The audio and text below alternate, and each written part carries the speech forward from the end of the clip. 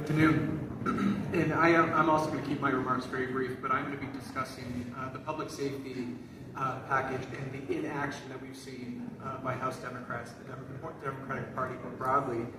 I think one of the things that we've heard in common from both of my colleagues here thus far is that our constituents, our communities, and Vermonters are begging and really are demanding change of all of us here in Montpelier. And it has fallen on deaf ears on the Democratic side of the House, and I think that is one of the most concerning things because time truly is of the essence.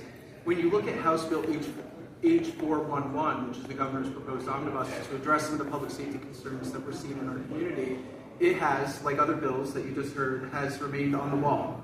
There's been complete disarray on the Democratic side, and what they've done is they've selectively taken out pieces of the bill and are addressing those in piecemeal. So what we've seen in the committee is, we recently saw H409, which is a bail revocation bill, which certainly doesn't go far enough, and we've seen concerns both within the committee, but of course here with the caucus. And I think we are going to come up with some very creative solutions to make sure that the Democrats really will be required to act on this and to really start addressing the concerns that we're hearing from Vermonters.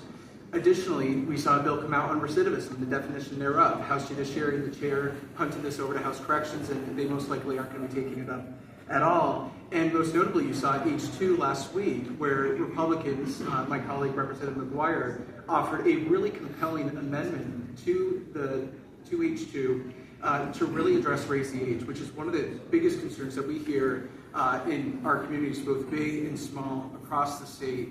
And really what this did, the Democrats would love to characterize this as a repeal of raise the age legislation. But if you look at step one that was implemented just a number of years ago, what we were really looking to do is simply sunset step two and maintain the status quo. I think that was a really principled and I think it was a very common sense solution that the Republican caucus presented.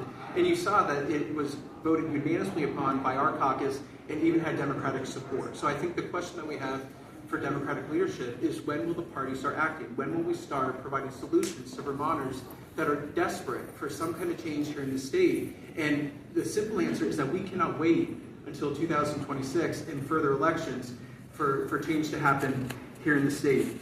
And lastly, I would just say that the things that I'm hearing, during town meeting week and when I go back to my home district and speak to my constituents, is I'm hearing that people are frustrated, they are exhausted, and they are ready for their legislators that have been duly elected to effect change on their behalf. And I'm obviously happy to take questions at the very end, and I will turn over to Representative Harrison.